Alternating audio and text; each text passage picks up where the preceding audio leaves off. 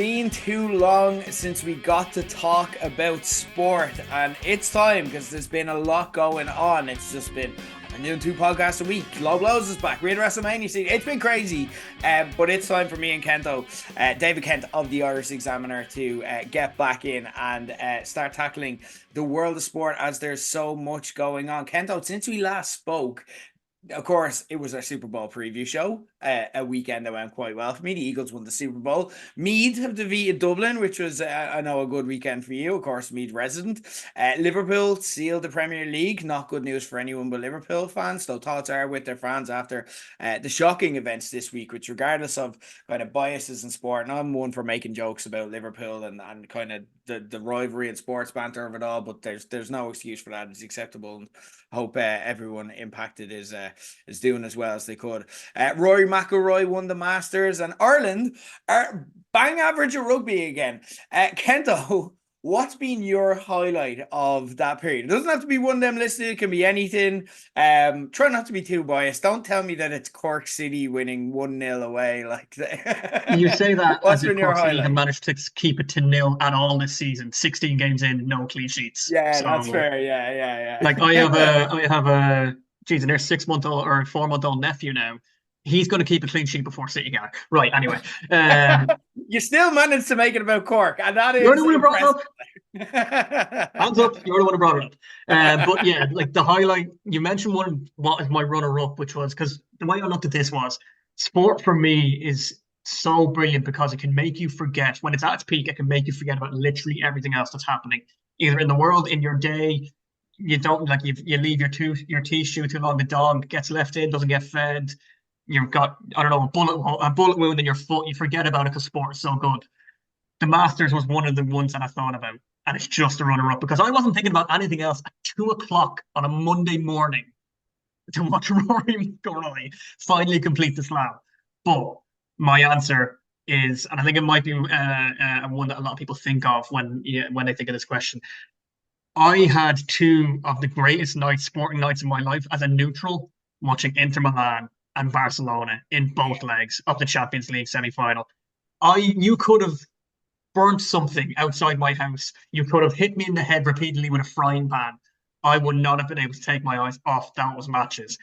Unbelievable, just twist. You didn't want to look away. You couldn't look away because you really would miss a chance, sending off, a penalty, a scuffle, something, just incredible. 180 minutes of just pure sport at its finest for me, where again it just takes over your entire situation no matter what you're doing. You cannot miss it. So like, it's another one of them ones where it's like, this is definitely going to be better than the final. It's going to be better than every, like, one. It's so common nowadays because finals are so touchy. You feel each other out. I long for the days of Inter and Barca where you just go balls to the wall minute one, and just we score 5, you score 4, grand, we'll come out on top. Loved it. You cannot beat the Champions League at its finest, though. I do say, like, please do feed your dog, Kendall. like Also, don't get shot. Don't get a bullet wound anywhere. Don't get shot, ideally, but like, most importantly, feed the dog, sorry, please. feed the dog. But yeah, no, I can't disagree with that. For me, obviously, look, the Eagles win will stay with me for life. It was a genuine, like, I'm thinking about how am I going to get this tattooed onto myself because I loved it. And the best part about it was we did a podcast 2 days beforehand where we did predictions, and I basically said, I'm like, the Eagles are winning this. Like, this is happening. There's no doubt. Everyone's like, it's Kansas City in the playoffs or in the Super Bowl, and you can't count against them. And I'm like, no, we're the better team. This is what's going to happen. And just being able to sit back and enjoy it around a team. And it was one of those things that, like, I've got a contention, even in fantasy football, which obviously we play in a couple of leagues together. My team name is Everybody Loves the Eagles because I joke with my friends that everywhere I go, neutral fans are like, go Birds, every time they see me in the Eagles get up. So, but genuinely everyone loved the Eagles that night because they didn't want to see Kansas City win. So it was phenomenal to witness and to do it in that fashion and to be vindicated. For all season I've been saying we were the best team. in the league, and the performances showed as much, but everyone was willing to write us off because they're like, this isn't going to last forever because they've got shitty grudges against Nick Sirianni or the tush push or whatever it is going on in their heads that makes them hate the Eagles. Patriots fans still sour that Nick Foles beat Tom Brady in Tom Brady's best ever Super Bowl performance years ago. They were looking to write us off, and it just became undeniable. They're like, yeah, these are the best team. So that's going to stay with me. But if I can't pick that, if that's too obvious, the two moments that had me screaming at the television, which again, yes, that is the epitome of sports watching. And we're very lucky to have had all of these moments. We don't often get these in like a 2-3 month period. What a period to not podcast at all. Apologies, guys. But Rory winning the Masters, of course. And also, let's talk about Man United 5, Leon 4.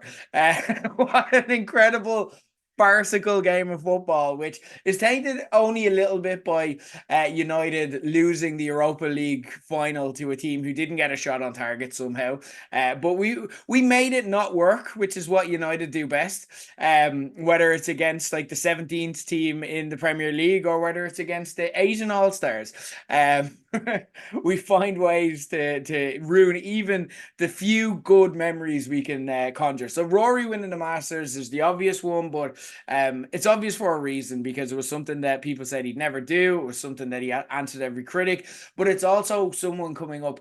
I always said that I believed he'd win it, but it would happen when we finally thought he wouldn't. Like Phil Mickelson winning the US Open when he was 50 a few years ago, when we're like, yeah, he's too old, it's not going to happen. And then he goes out and does it.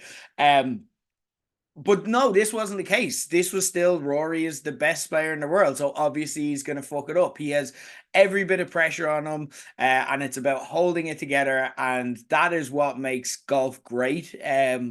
When it's about like just a guy having to hole by hole over the course of hours of play, live with that pressure and deliver every single time and be perfect, because he was chased right to the end. It was absolutely fantastic. But that was the months that were. We're here to talk about the stories that are happening now. We're going to talk about the Champions League final. We're going to talk about a bit of Gaelic because we're in that season. We're in championship season. So we're going to talk football. We're going to talk hurling. We're going to talk League of Ireland as well, because that's back. And we're going to talk about what we're looking forward to in the months ahead. We are getting ready this Saturday to wrap up another year of European domestic football, with obviously the Champions League final between Inter Milan and PSG. We want to get to kind of our quick picks on that one, but before we get to that, Kento, and take this question to mean however you want it to mean. It can be a player, it can be a team, it can be an idea, it can be anything you want. It can be a group of fans even. Who won this football season for you? Like, who is the winner of the football season? Forget about the individual trophies, this, that, the other. Who won it all? Who will we remember when we think it back to 2025 or 2024, 25? I genuinely think that, like, again, there were a few options, but I kind of have to go for Arne Slot. He can go on for the rest of his career and take any job he wants when he leaves Liverpool. Because no matter how big the shoes are that he has to fill, he can point back and go, remember that Jurgen Klopp lad that was Liverpool's near greatest ever manager in some arguments? Yeah, he left and I just won the league straight away. I don't think even the most positive Liverpool fan, I mean, you and I know a load of Liverpool fans who would have been the most positive, annoying speckers to last year. And that not even them and them would have seen Liverpool going and winning the league as comfortably as they did after losing Jurgen Klopp, again, supposedly one of the greatest managers that they've ever had. Again, I suppose the record speaks for itself, European trophies and all that. And again, their first Premier League in 30-something years. But the manner in which Liverpool managed to win this league, yes, it helps that City fell apart. Yes, it helps that Arsenal remained Arsenal and couldn't get over the line. Yes, it helps that Spurs and Man United were Spurs and Man United. But you got to give Arne Slot credit for that, because, again, it's very difficult, particularly for like these managers where you see them in their first season in the league. Or so coming straight in a way where it's like everyone's like, it's like when a player joins, like, oh, will it take time for him to settle in or get a style in? You see it with Maresca. I know it's stupid with Maresca because he was with Leicester or whatever, and he's obviously won a European trophy last night as we record. Chelsea winning the third tier of Europe with a £1 billion squad. Who could have seen it coming? But no, slotted it his own way. And for me, when you look back at it, and like, again, there are so many options, even across Europe, you could probably go Xabi Alonso, like, surviving. Obviously, he did most of the dirty work last year with Leverkusen to get the Real Madrid job now as Don Carlo goes off to Brazil. But no, for me it's not, and I'd be comfortable with that pick. I feel in 10 years. I disagree. I'm not looking to take away. And look, like I said, we're back to after me empathizing with Liverpool fans at the start, and I genuinely mean it. I hope everyone is okay and that there's no excuse for what happened the other day. Okay, let's get back to our regularly scheduled me shitting on Liverpool stats. No, I'm not going to shit on Liverpool. I've missed this. I'm not going to shit on what Arne Slot did. Okay, however. Was Jurgen Klopp the best manager they ever had? Or did Arne Slot winning the Premier League, like in the fashion that he did, with much same team that Jurgen Klopp underperformed with, show that Jurgen Klopp was like the ex you had a lot of good times with, but you're very sure the right thing happened when you broke up, because you remember the highs and you're like, we had some great times, but then like if you were to spend time with them, you'd be like, I remember why we broke up. You know what I mean?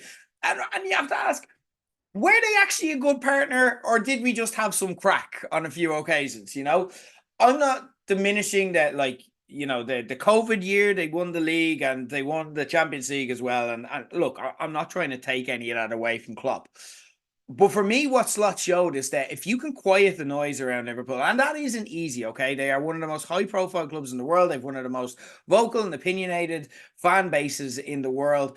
But if you can quiet the noise around Liverpool, like, should they not have been beating Man City all of these seasons? Like, should they not have done that? Was that Klopp underperforming? Was he pissing and moaning and whining so much about early kickoffs that actually he underperformed with that team, you know? So it's not to diminish what Slot did. It's very difficult. No Liverpool fan in their right minds would have expected them to win the league. Maybe they might have hoped that they win the league. Maybe they might have, you know, put a few quid on it. But realistically, nobody thought they'd win the league in the fashion they won it. And you cannot take that away from them, and I'm not trying to. But he just got this team to perform because they are the same team that Klopp had.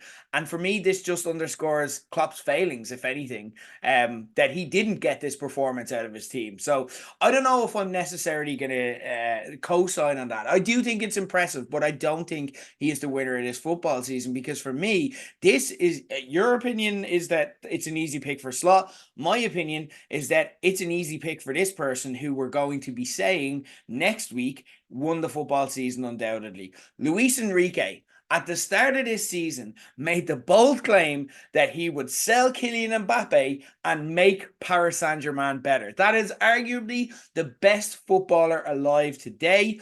And though it took him time to settle in Real Madrid's struggles aren't necessarily his fault. By the end of the season, he was performing.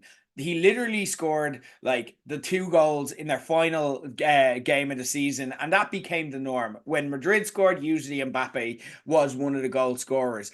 But that's exactly what Luis Enrique did. They went undefeated until they had Ligue 1 well and truly sewn up, which for me, if you win the league so convincingly that like you only get beaten after you've taken your foot off the gas, you deserve an invincible season. Like, do you know what I mean? Like, that is, you were invincible when it counted, and then the rest of it was just like, yeah, we're just going to rest the players and play some young guys.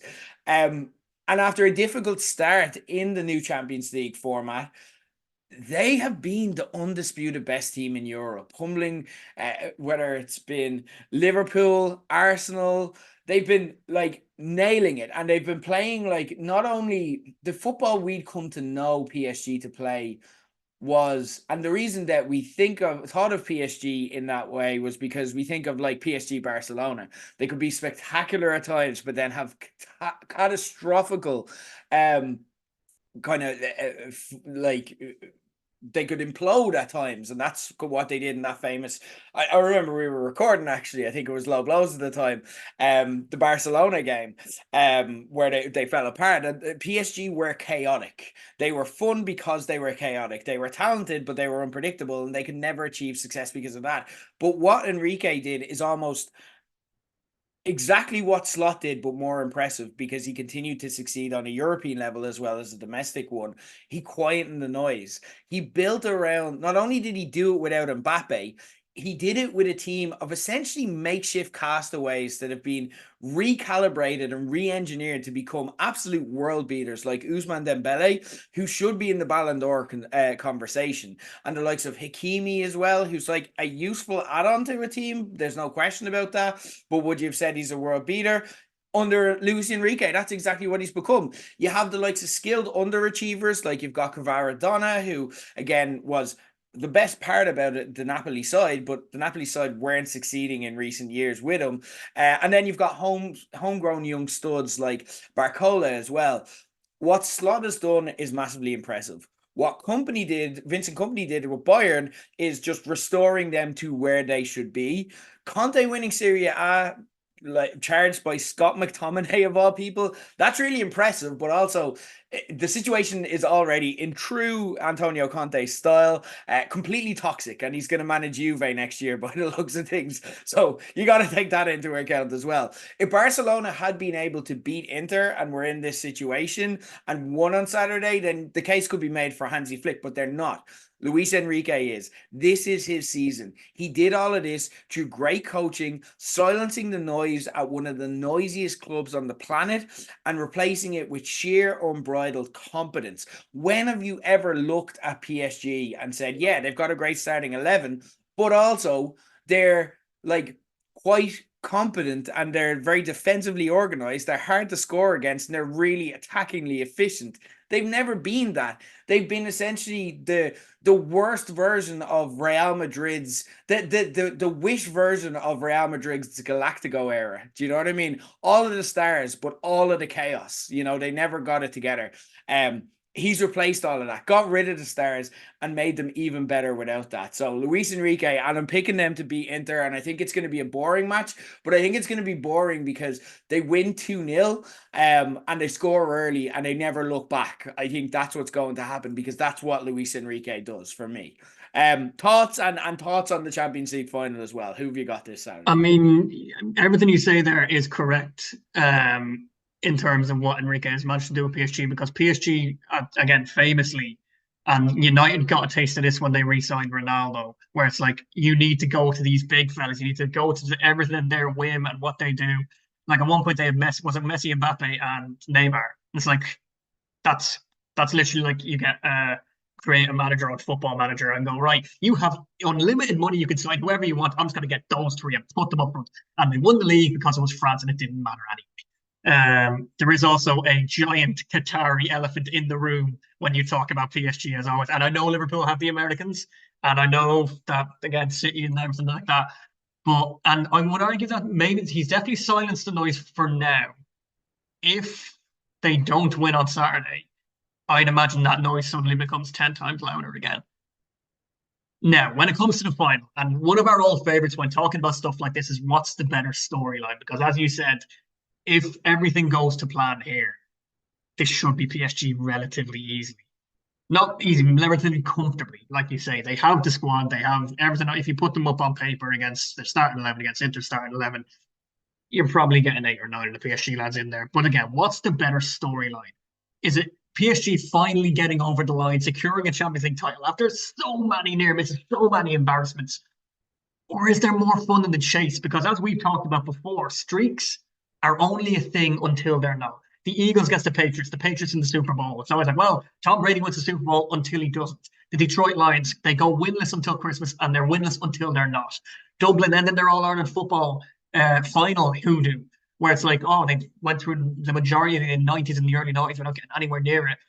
No final, and then they get to one and they win it, and that's the streak over. Mayo finally, okay, maybe not all the streaks Yeah, not all the are time. Sometimes it goes sometimes they exactly as continue. usual. Cork City Yeah. couldn't being able to keep clean sheet in 2025. Yeah, Hi, that's Chris good so far. Morley, by the way. I know you're listening. Yeah. But for me, right, and again, you can call me a romantic. Romance tops the streak, and Inter are the romantics pick here. Because again, that big Qatari elephant in the room. I know Inter's history is a bit shady as well. I know both Milan clubs like a bit dodgy when you go back into the history books. But sports washing for me, and again, that brilliant Miguel Delaney book where I'm finished reading, and you're like, I think you did an episode on it about 2 months before, where it's like, nobody cares about sports washing. It's like, oh, maybe they do. So against all the odds, against everything in my brain, I'm picking Inter, and it's a dead man's hope, as you might say. So it's the death row meal that I think there's a better storyline and more romance in Inter winning this one, and it's going to look stupid after half an hour when PSG got 2-0 up, like you say, and just close out the game, because who's going to get past Donnarumma? Realistically, no one. Martinez maybe, but yeah, no, give me Inter with both of my broken fingers crossed. Okay, look, interesting. Yeah, shout out to Kento working hard here, by the way. Broke her hand in her. For anyone who doesn't know, like, who hasn't seen the Instagram. Yeah, what's the story? Oh yeah, decided to fall on top of my fingers. Went to as I was falling, as I often do in hurling, because I'm quite adept with my feet, with my footwork, and that I trip over my own feet a lot. Went to kind of put my hand down to brace it, but didn't get the hand turned around all the way in time, and 80 something kilos of me came crushing down onto my two metacarpals here. So splint and taped up finger for 8 weeks, which is very fun for me. Yikes. Yeah, like, I wouldn't make that decision personally, like, but look, whatever you're into, like, it's your In decision. terms of the options, it was either that or break something on my actual body, which might hurt Yeah, that's more. fair. So, That's fair. Okay, yeah, no, that's a good. When you put it that way, I get it. Yeah, no, fair play. Look, thank you. We appreciate you. deal me the cold hard facts now about PSG, or have you just done that? To be fair, No, I think to be honest, look, I still stand over the fact that ultimately fans don't care about sports washing in a meaningful way. It's like something that we talk about. It's fodder for journalists, and it's good content for Miguel Delaney to write a book about. And Miguel Delaney's a journalist who I quite enjoy his work, and I'm not saying that, I'm not trying to question his motives or anything like that as well. Like, I believe this is a subject he feels strongly about. I just feel that sport is washed. You know what I mean? It's done. The battle is over. You know what I mean? It's like, it's like arguing at this stage, how do we keep Trump out of the White House? It's over. He's there. It's happening. We have to deal with it and kind of the consequence. And I'm sorry, but the battle's lost. And the time to make that argument against PSG was years ago. And actually now they're not that team anymore. You know what I mean? Like, they still have the same funds, but actually they've scaled back. Like, this team is built around actually a cost saving measure. So I just don't see them as that Qatari sports watch outlet in terms of, like, compared to who, like Inter, like, have like, you could argue they're almost a criminal organization if you look into it. You know what I mean? There's morally bankrupt PSG versus actually probably actually criminal Inter Milan. And you can go through any football. You can go to Man United with Jim Ratcliffe not wanting to pay for soup for the fucking staff. You know what I mean? Like, no club is perfect on this score. This is what football is, and if we choose to enjoy it, it's just part of it. I'm not saying it's right. I'm not saying I like it, but I'm saying the battle is lost. And again, I just don't think that is something that I definitely would not see Inter as the romantic choice. But again, like, in terms of them being the underdogs in this game, I think that's a fair argument, and I think it could be a fun final. I'd much rather if it was a Barcelona Inter style game and Inter just fell over the finish line in a 5-4 classic. I'd be okay with that. I just don't think so, and I think Luis Enrique, if we ask objectively, this is his football season for me. Still a lot of ball to be played in the League of Ireland, which of course is back. And if you're watching week to week, very exciting. Nobody knows. Any team can beat anyone. There's no kind of whipping boys, except for Cork City, who are joint bottom. Just saying. you realize that my eyebrows furrowed when you said anyone can beat anyone, right? Anyone can beat anyone, and you never know. Cork might beat someone too sometime. You look at it week to week and you're like, oh, great. But then you look at the table and there's Shamrock Rovers at the top, 6 points clear already. And maybe the league is in fact over halfway through already. Are we back to a boring normal in the League of Ireland with every other team just tripping themselves up and Shamrock Rovers just being the one team who can put it together?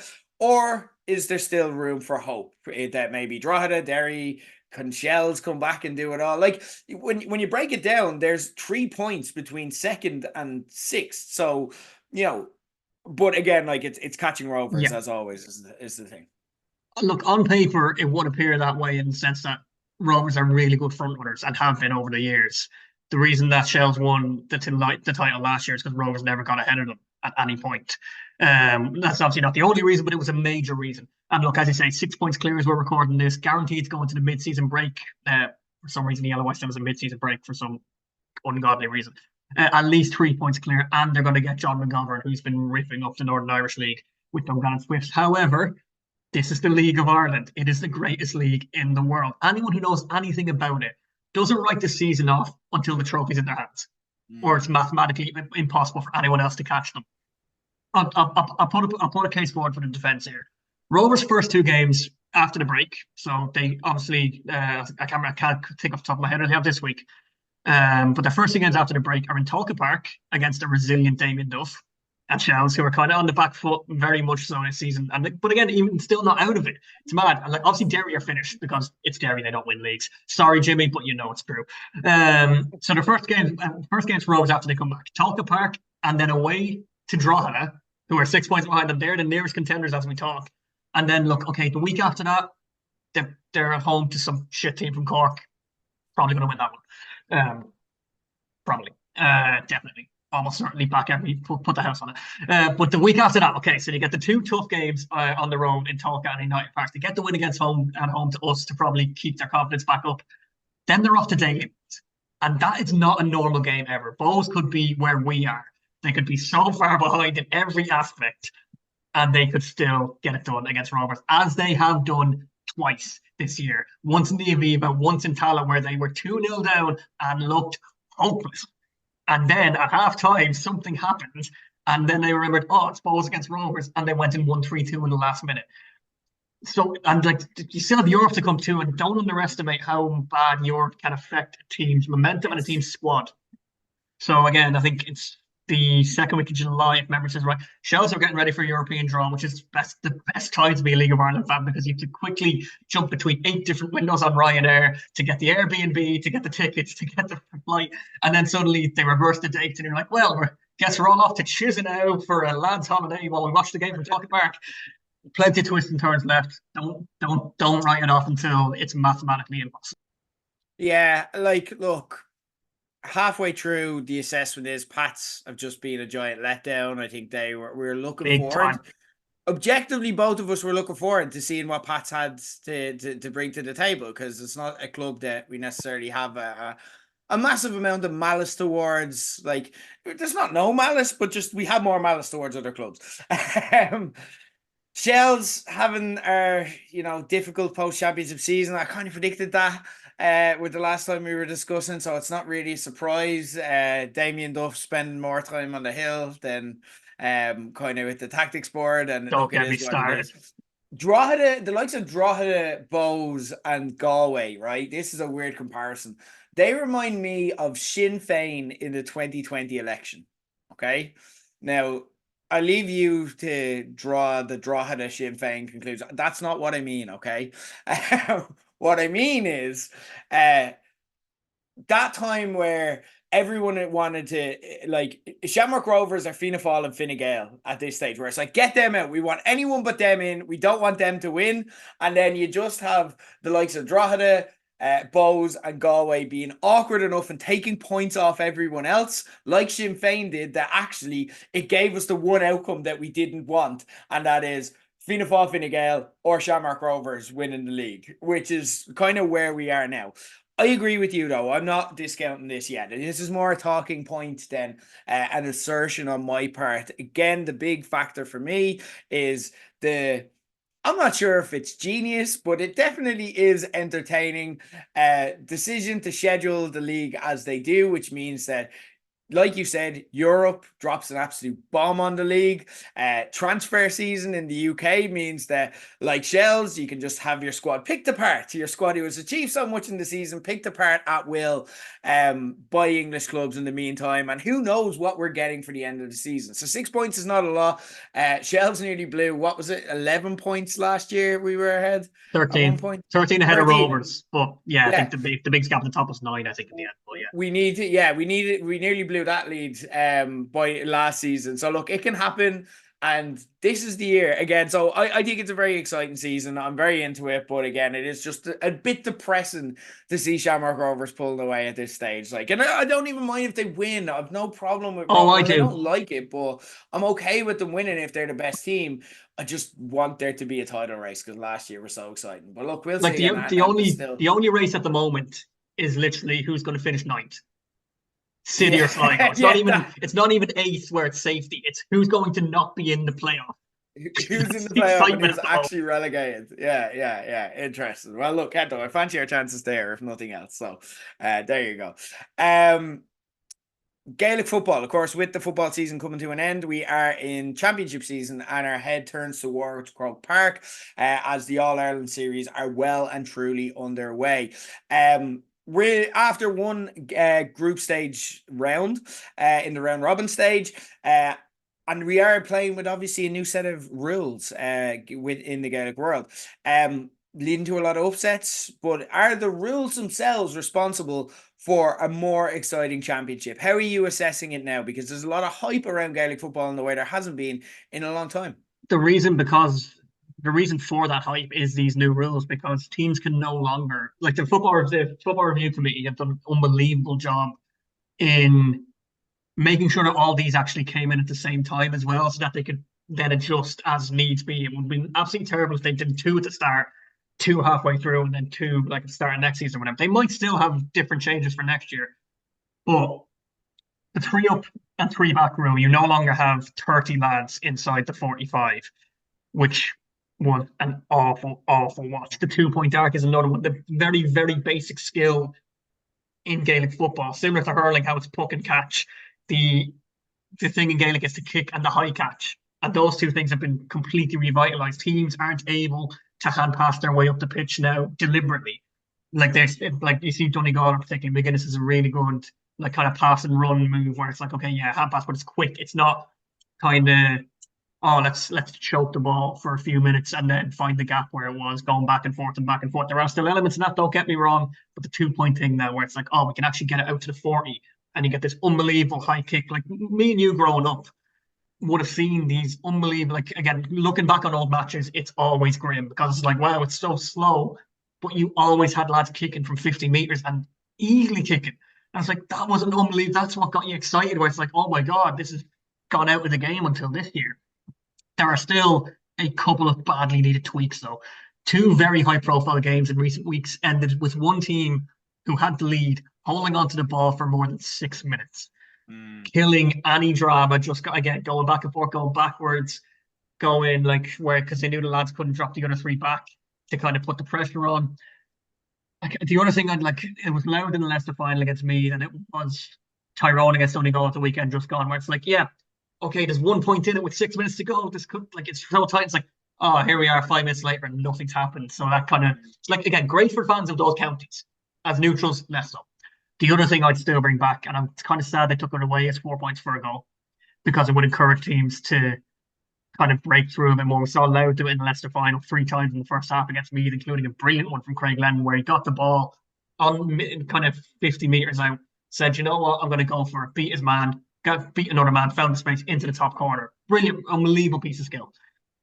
Then there's the format, which myself and yourself have discussed privately. Like At length. the GAA deciding that an extra 24 games are needed to eliminate a total of 4 teams from the championship is ridiculous, no matter what way you look at it. And so many more people have called for it since you and I have chatted.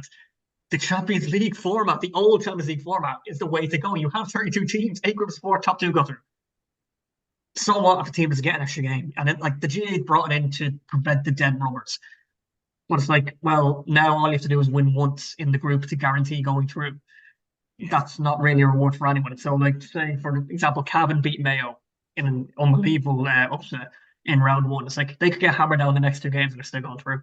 And they're probably going to get hammered again by a team who finishes second because they Dublin or like Cork or like Meath or whatever, or any of the Armagh, Ulster teams, you know. So, like, they do need to tweak that. They need to just kind of iron out. They've nearly got it right.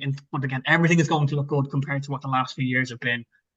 I have sat down multiple times this year and watched a game of Gaelic football without getting distracted by my phone, without being going, oh, this is awful, what's happening elsewhere. Remember when I said at the very start, sport is what you want to take you out of everything else that is happening. And like again, I've enjoyed Gaelic football games this year. I couldn't tell you the last time I properly enjoyed a Gaelic football match in the last decade, easy, because of the way it's Yeah. gone.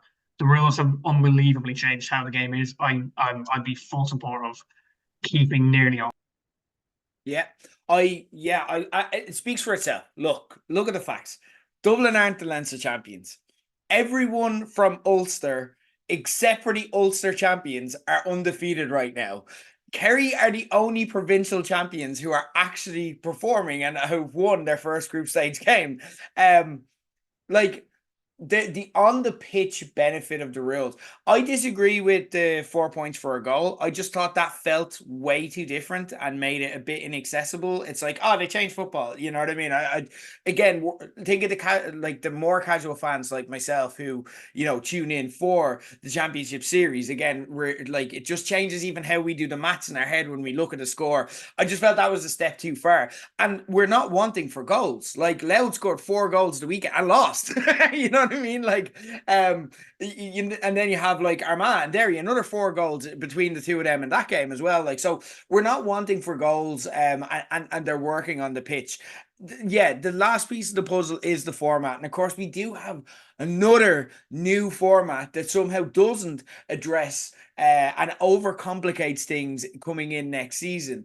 There's no problem with the round robin. Okay, and the new format of, for anyone who doesn't know, and I'm not going to get fully into it because I don't have all the info to hand, but essentially you have your final 16 teams, and then you're playing a knockout round. They're like knockout football, except it's not knockout, because if you lose the round of 16, you go into the preliminary quarterfinal. You know what I mean? And then it's just like, stop with the second chances, stop with the preliminaries, stop with the if you lose, you can still win and stuff like that as well. Round robin is perfect for that. Okay, because what they're addressing with these new rules is, yeah, but there's too many dead rubber games and there's this and that and the other. The reason that there's dead rubber games is because 3 people out of the 4 in the group qualify, because you're insistent on having a preliminary quarterfinal. Those words mean nothing. It's not a quarterfinal if it's not a quarterfinal. Saying preliminary is like saying I forget the word when It's like, there's a UFC champion and it's interim UFC champion. So what you're saying is not the UFC champion. You or know what I someone is mean? half pregnant. No, you're not. You can't be half pregnant. You're Yeah, in a you can't be quarterfinal or you're half not. pregnant. But like, yeah, it's a nothing round and it means nothing and it harms people. But the reason that we changed to a round robin is teams were like, yeah, we don't really have enough time to be together, and like again, we lose one game and we're going home and stuff like that. Perfect. You get your provincial championships, which I disagree. I think they should be an entity unto themselves. Like, I don't think get rid of the provincials, but just have them be like, give them back to the provinces and have them be, that's their own competition, in the same way like a Six Nations is a Yeah. standalone rugby competition. I have no problem with that, but just it shouldn't play into the bigger picture championship series as well. And that gives us 2 Gaelic competitions to care about. You can even put them at different times of the year. You've got at least 3 matches in the championship. 2 teams qualify. It's just simple, and they just can't get it right. And then you go into straight knockouts. Like it's perfect. And I know obviously we don't have a clean. I did a TikTok about this a while back. We don't have a clean 32 teams because you have the likes of London, New York, etc. You can have a preliminary like qualifier. People have a capacity for that to make it to narrow it down to 32 teams with the last 4 teams in kind of the National League. That's the way you figure that out. But just we're complicating this, and it doesn't need to be complicated. We've got the off the pitch stuff right. But it's the format stuff as well, because despite how exciting the game is on a week to week basis, realistically Mayo and Donegal are the only 2 like reasonably sized teams to be considered that will probably be under threat. And the only game in the 3rd game week of the round robin that matters will probably be Mayo versus Donegal. The rest is just jockeying for position. And I just think that's the one area they need to get right, but I don't want to take away. The rules have been a massive Yeah, success. I've really enjoyed it, and look at the quality and the output and the results we're getting. And again, like you can say it's made the on the field challenge better. Sometimes new rules can just bring about one chaotic season while the teams figure it out. And you're already seeing, like you pointed to, as soon as you introduce new rules, people will figure out a way to get around them. You look at Monaco Grand Prix, for example, they brought in the 2 pit stop minimum, and then there was a virtual safety car in the second lap, and everyone just did their first pit stop. And you're like, oh, well, that's the excitement of the race gone already, because teams are just like, how can we cheat to get around this? That's going to happen again. But like, let's not look a gift horse in the mouth. We've got an exciting championship. We've got a lot of unpredictable outcomes. Teams are still figuring it out, and I'm appreciating that. I just wish that I wish it could be meteor. I wish like we could get into like permutations chat yeah. when it comes to the final game week, which we're not going to get. Which if you don't have permutations in a group stage, what are we doing here? It's one of the simple things about sport, and they're overcomplicating in a way nobody wants and nobody's happy with. I'll give them credit though, to be fair, for putting it. And this is where the Tottenham Cup. I'm absolutely in favour of the Tottenham Cup completely, and it's how they do it off the league rankings, which is what you say, where it's like, okay, so the league actually matters now because it dictates where you are in the championship. Louth against Kildare in the Leinster semi final was literally a straight shootout. If Louth had lost that, they would have been in the Tottenham, they would have gone into the All Ireland series. I also understand them wanting to give the first place in the group the extra week off with no prelim, but there is a way of doing that and rewarding the team for finishing top without introducing a completely kind of not irrelevant. Of course, not relevant to prelim quarterfinals, because you will get a shock, and that will be where people point to it and go, "Look, we justify it because look what happened. Roscommon beat Tyrone last year, I think it was, Yeah. to knock them out." But yeah, they nearly have it right, and it's just again, there's no round robin next year. It's the enhanced backdoor system, which is what we had before the round robin. So it's like, just I've said it before when the GAA have done this, leave it settle. Rugby Yes. have learned the hard way with the Heineken Cup. Leave something settle for more than 1 or 2 years and let us get used to it. And Yeah. then if it's not working, then fine, come away from it. But look, we'll be back here this time next year talking about the format and saying there's going to be something wrong with it. It's so predictable, you know. It's funny you say that, because we're sitting here now going, usually the conversation we've been having these conversations for years, but usually the conversation we have is, football's boring and hurling, that's where the real juice is, Kento, I want you to prove me wrong on this, and give me reason to hope, because I'm about to have the exact opposite conversation. Because I'm going to be honest, I'm a bit worried about hurling right now. And I come from a good place here. I'll always make it my business to go to Croker for at least one major her All Ireland Championship game during the year, even though Dublin by that time are generally out of the running. I maintain it's the greatest sport alive when it's played at its peak level. I maintain it's the most skilled sport alive. Because the problem isn't in hurling the rules or the format. It's a phenomenal sport. But that's almost more difficult, because the problem with hurling that we're seeing right now is what we've always kind of known the problem is, in that it's cultural. It is so tribal. And we can see this even, and it's something that's not new news, but the consequences is what we're seeing right now.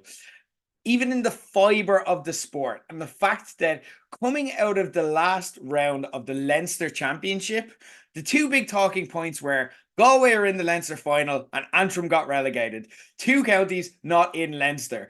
And that is like, because Leinster in hurling speak means not Munster, which again kind of speaks to an imbalance in the way the championship is played. But again, like, we're all used to that. No news. But you don't mind any of that when you're watching a legendary Kilkenny or a legendary Limerick team play at their peak, or even last season when you have the likes of Clare and, of course, Cork upsetting the status quo. However, it becomes a massive problem when we get to this year and we have, oh, great, it's Kilkenny Galway in the Leinster final, and it's, Cork against Limerick in the Munster. And it's just like, and even as they dominate their provinces, and I know it hasn't been a fully dominant year, but they're not even the best versions of Kilkenny or Limerick. They're kind of sleepwalking to kind of provincial glory. which does leave room for upsets. But hurling just seems to have dropped off the map in terms of buzz. There's just so little around. And maybe I'm just not in the right conversations. Maybe it's just my pub isn't talking about it, but I'm just not hearing any buzz for it. I'm not feeling much buzz for it.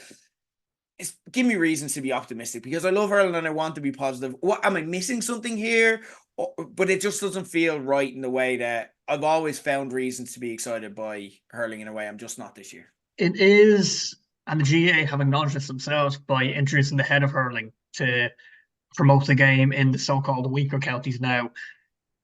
There is a big issue, particularly in Leinster, but you're looking at the Munster Championship record gate receipts so there is an atmosphere there, and the issue now is that, and there is an argument to be made, has the Munster Championship become the number one in hurling ahead of the All Ireland in terms of looking at this, like every game sold out like that. You have 5 of the top 7 contenders because, like you say, it's Kilkenny, one of Galway or Dublin from Leinster. Like Wexford aren't as much of a power anymore. Offaly, Antrim, flirting with McDonough. Offaly maybe in a few years, but that's literally just a very, very long time away in terms of hurling. Whereas the Munster, where it's like, yeah, Clare crashed out, very poor defence in their All Ireland, but injuries plagued them as well. And then they still went to beat Limerick in the last round. So I just say it's this kind of this weird narrative of, yeah, okay, Limerick are back, but they're also like, well, they didn't need to do much to get back, if you get me. And it's weird to say that a team can be back going for their 7th provincial title in a row. Same with Kilkenny going for I think it's 11 now or something mad like that, in terms of winning the provincials. But there is hope for sure when it gets to the proper business end of the All Ireland, because again, you see people making the argument about Munster. It's like, yes, okay, of course Munster is better than Leinster because look at the teams involved. Look at the, like you say, the tribal, the history, the culture. And again, it's only 5 of the 6 counties in Munster that are in the Munster Championship. And Kerry, if they win the Joe McDonough, go into the Leinster Championship. It's a big problem. The GAA are recognising this.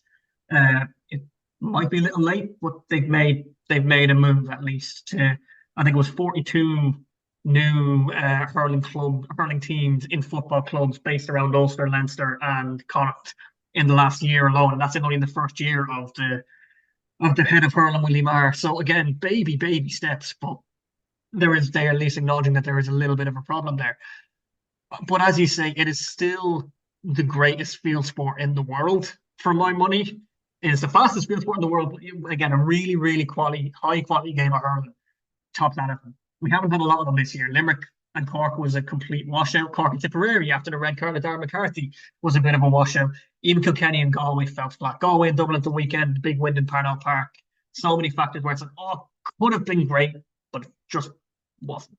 Yeah.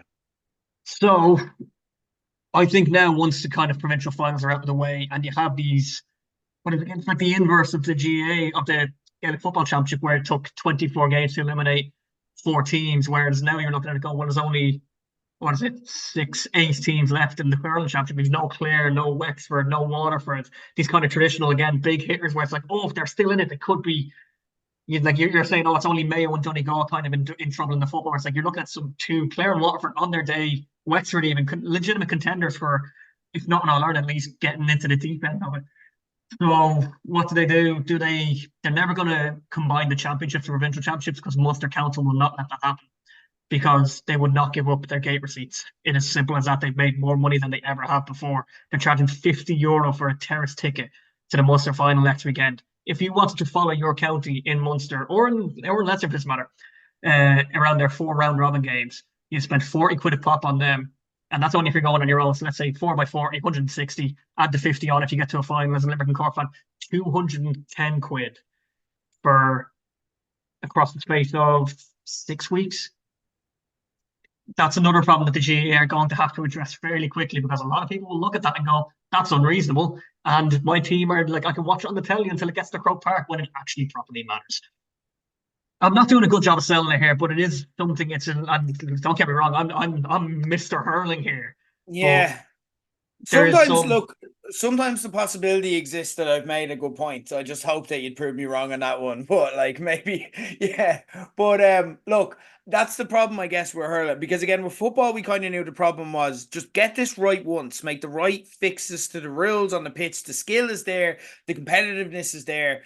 the right things are there. We just need a few tweaks to get it right. Yeah. And that's kind of what we're in the process of doing. Whereas hurling's problem is that if the wheel stops spinning and the things that work stop working, which is slowly and not comprehensively, but slowly happening, and one or two upsets like before the All-Ireland final like can change everything. Like, remember how excited we were for, particularly yourself, excited for last year's All-Ireland, where it felt so fresh and new between Cork and Clare.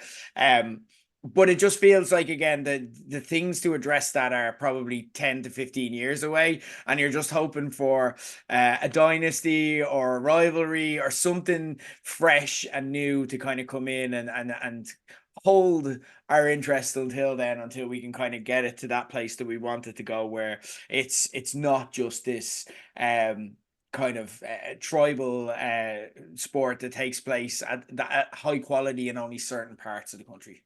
I'm going to make one more point though. That is Joe McDonagh Cup final. Again, we can go for an hour on the tier system in hurling as well. But Kildare are in the Joe McDonagh Cup for the first time ever in Kildare, in the history of Kildare hurling, in Joe McDonagh Cup final, where if they win, they're going to go up into the Lee McCarthy, which would be an unbelievable for a county of Kildare. Now, I've always been a football county. Great teams in the 90s in the football, Glen Ryan. But Naas have turned into this kind of, the way they kind of approached hurling in the last 20 years, where it's every kid in Naas now, they play both sports until I think it's 12 or 13. They always have a hurley in their hand as well as football. And we're now getting the rewards for that. And you're seeing an account, like, of course, the Joe McDonagh Cup finalists go into the prelim quarterfinals, or the All-Ireland quarterfinals in hurling, where they get hammered by Tipperary in Munster, if it's Munster, or Dublin. Like, if Kildare somehow pull off that shock, like, it's the biggest upset in the history of hurling. I guarantee you that there was nothing that will come close to it. They won't. But there are unbelievable issues. This won't happen, but if it does, it'd be amazing. But it definitely won't. Clip it if you want. I am more than happy. I am more than happy to eat my Kildare beat Tipperary. That is the most relatable thing you may have ever said on this show, because you've just verbalized the internal monologue we as sports fans go through on such a regular basis. That's they're the example now where, okay, this stuff might, like you say, it is 10 or 15 years away. But again, if you just keep that kind of, these upsets where it's like, okay, if Limerick win the next 8 All-Irelands, might be a bit of a big issue for the GAA. I don't think they will personally. But like even Kilkenny haven't won All-Ireland since 2014. 11 years for Kilkenny is an unbelievable drought. Wow. 20 years for Cork is an unbelievable drought. It's never, I think the longest Cork have ever gone without an All-Ireland is 9 before this drought, and Kilkenny's similar enough. So like the traditional old school powers aren't there anymore. And look, of course, great teams come and great teams go, and the same for Limerick. But yeah, there are problems that the GAA are acknowledging about hurling, and it's good that they've learned, because we had these problems in football before, and the GAA eventually got around to getting it, whereas they seem to be proactive instead of reactive now to hurling. But listen, you won't be able to tell me that hurling's crap, or not crap, but hurling's got an issue if Cork go out and beat Limerick next week, because I'll just be on top of the world again. Fair. Let's talk about things to get excited about, because we do have the end of the football season, and of course we're in the middle of the championship season, which we've discussed. But still, so much. We were in the middle of the French Open tennis, and obviously Wimbledon follows that not long after. We've got the US Open golf. We're coming to the conclusion of the NBA season. The Club World Cup kicks off, if you're into that sort of thing. And also the Lions Tour isn't far off. What are you looking forward to most sports-wise this summer? What's kind of tickling your fancy, and why? I can't even narrow it down to one sport, but I can narrow it down to one 10-day period. 10 days, that's all I'm going to do. Allow me to set the scene, right? We've come off watching the Wimbledon finals on the 13th of July. Things have settled down again. The 14th, the 15th, the 16th. It's all very sad because, we don't have sport for a while. July 17th, the Open in Portrush begins. We have the Masters champion coming on to his home course. I could not tell you when the last time that happened. I don't think it ever has in the US with the US Open or whatever. I doubt it because of the amount of golf clubs in the US. But Rory McIlroy coming back to Royal Portrush as a Masters champion. Unbelievable start. So, right, that's the Thursday. Friday, you got that, and the second day of that, and a simply stunning weekend on the Saturday. The first Lions test, moving day at the Open, and the beginning of the World Match Play is on Saturday the 19th. Nice. Always gets a mention when we discuss this, and deserves it. I agree. I'll be back talking about that in a while, I guarantee it. Too full from that. okay, make room on the 20th for the All-Ireland Hurling Final, Sunday the 20th Ooh. of July, and the conclusion of the Open. What, like, I'm going to sit on my arse from about 12 o'clock that day and just veg. Right, so, okay, back to midweek. Oh, a bit of a lull? No, not really. The rest of the World Darts match, more match darts, and the Women's Euros to take you through midweek into the 26th of July, the Saturday. The second Lions test, again, unbelievable. And rounding it all off on the 27th. So there you go, the 17th to the 27th, 27th of July, the All Ireland football final. Wouldn't you hate to have a birthday in that 10-day period? Or more accurately, would you hate to have a fiance that has a birthday in that 10-day period? I hope she uh, likes the second Lions test. Yeah, it's more a case of would she not hate to have a Kento during that 10-day She's period? used Because to it these by are not now. negotiables. These are this is happening. It's just a case of how.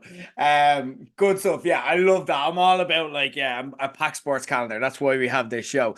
For me, I want to get specific and I want to talk through what should be wrapped up either tonight or Sunday.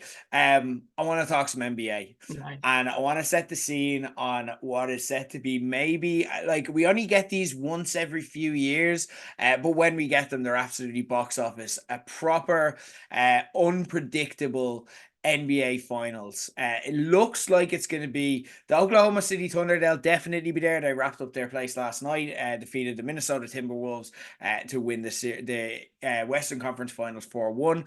And it appears I'd be truly stunned if this time next week we weren't talking about the Indiana Pacers as their opponents. They are 3-1 up against New York Knicks, and the teams are just too close for the Knicks to be able to win three back to back to back. It rarely happens in NBA that teams will overturn a 3-1 deficit in a playoff series, and the Indiana Pacers just don't look like bottling it. So it's as good as a lock as you can get.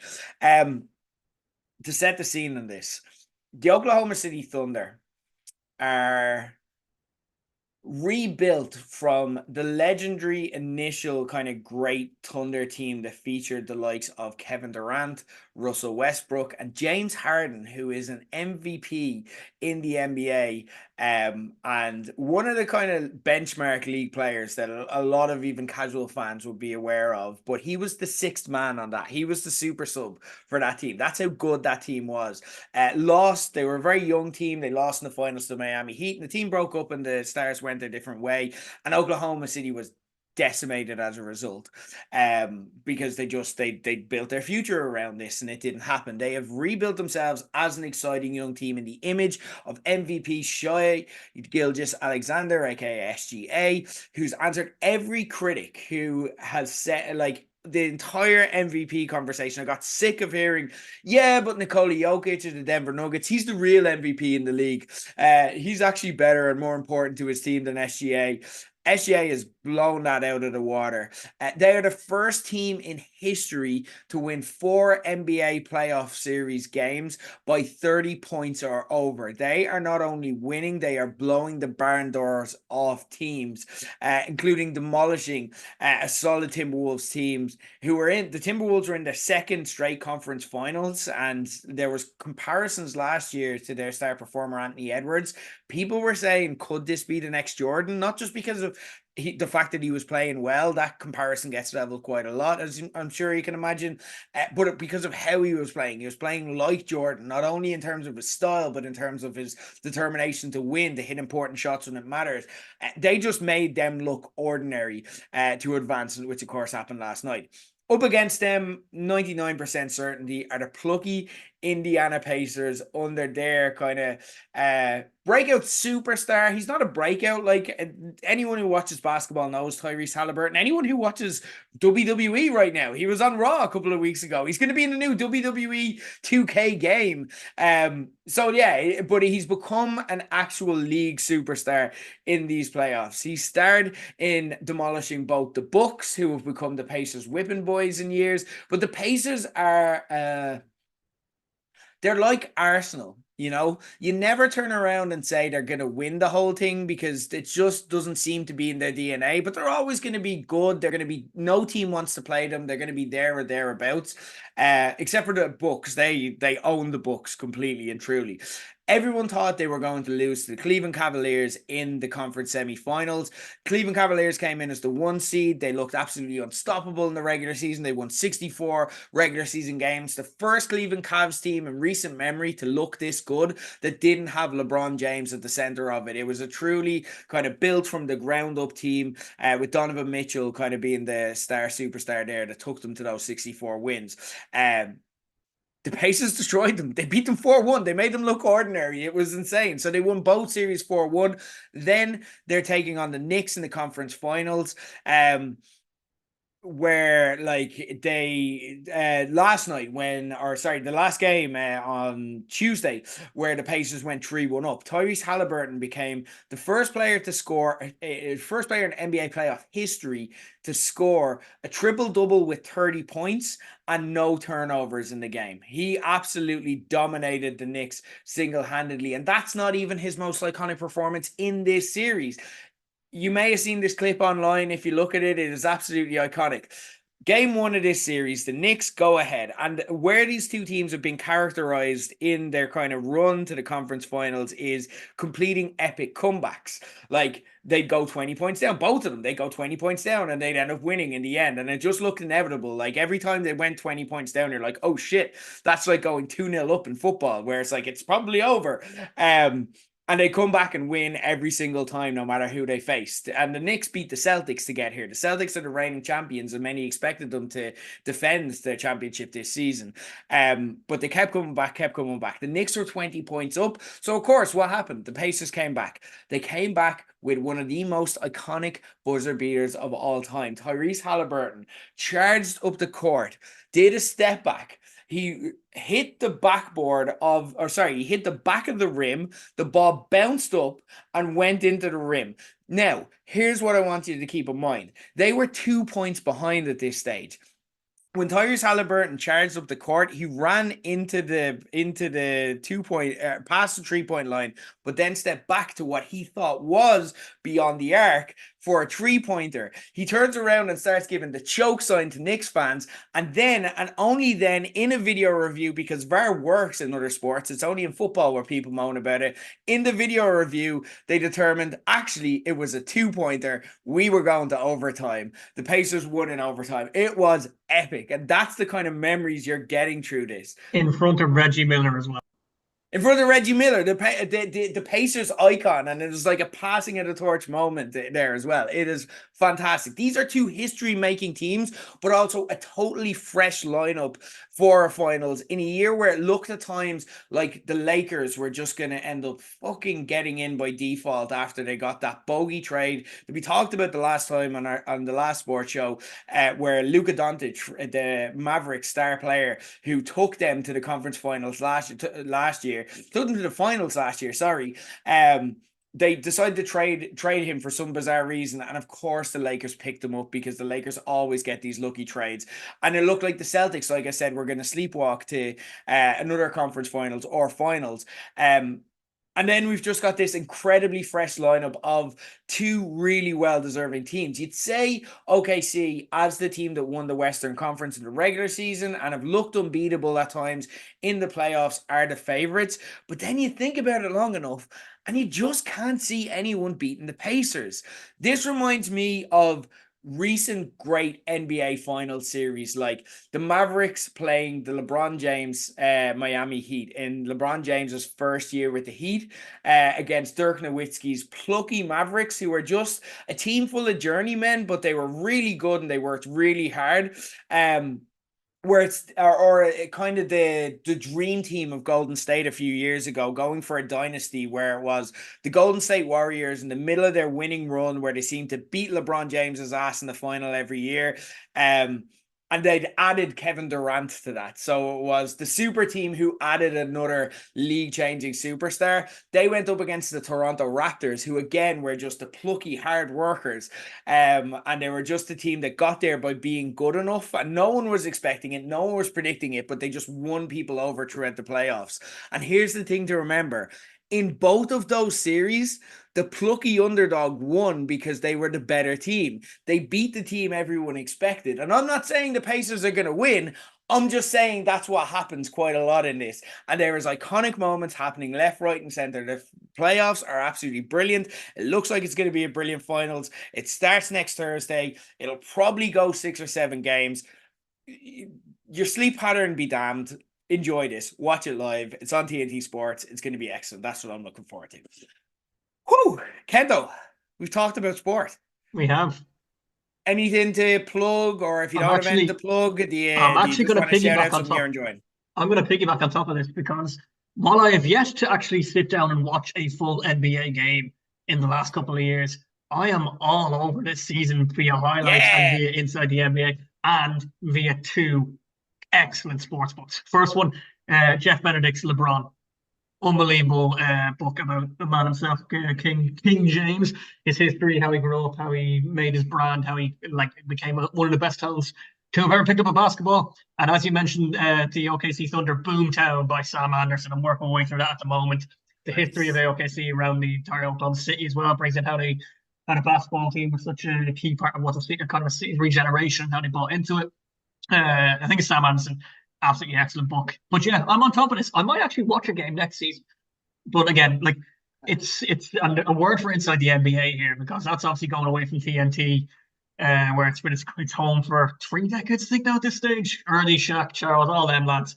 Where it's like that has done more to get a generation of basketball fans in, I think, than a lot of other similar style sports shows across the world of different sports. So a word for them. But yeah, those 2 books. And you know what? I'm actually going to watch a game next year. I think I need to find a team first, though. No, watch these finals, man. It's going to be great. Like, yeah, but I don't have a team to root for. You root for the Pacers. The Pacers are like kind of the everyman. If you're like they're the underdog pick, they're really likable, but they're also really good as well. So I honestly, if you're a neutral, root for the Pacers, you'll have a lot of fun, and those teams tend to do well in these finals, or at least make it very interesting. That's what they said about the Packers as well when I started supporting them, and look what's happened since. We won a Super Bowl that year, and we haven't been. I'm not saying support the Pacers full time, but they're good to root for. And you know what? They're going to be a good team. They're going to be set up for a few years to come. So you can do a lot worse if you're looking for a team. I'm an Orlando Magic fan. Stay away. It's only heartbreak. We're really good, but then we underperform. I don't want to get into it. Kento, always a pleasure. End the plug before we wrap up, or is that your mention for the books? Yeah, all good. Good stuff. Check Kento out on the Irish Examiner. It's 2 very good opinion columns. One we shared about your.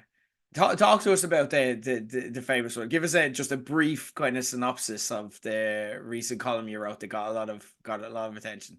Depends which one it was, because I've got 2 that got attention. One of them is about a very serious subject. One of them isn't. No, the serious one. Yeah, no. Oh yeah, chicken. I don't want to give it away. The chickens. Yeah, the chickens. Right, Grant. I'm good at my job. I've written a few really good pieces. But yeah, you know, I'm a not quite an award-winning journalist, but you know, if you want to give me something. But yeah, the chickens. Basically, my family rescued 6 hens.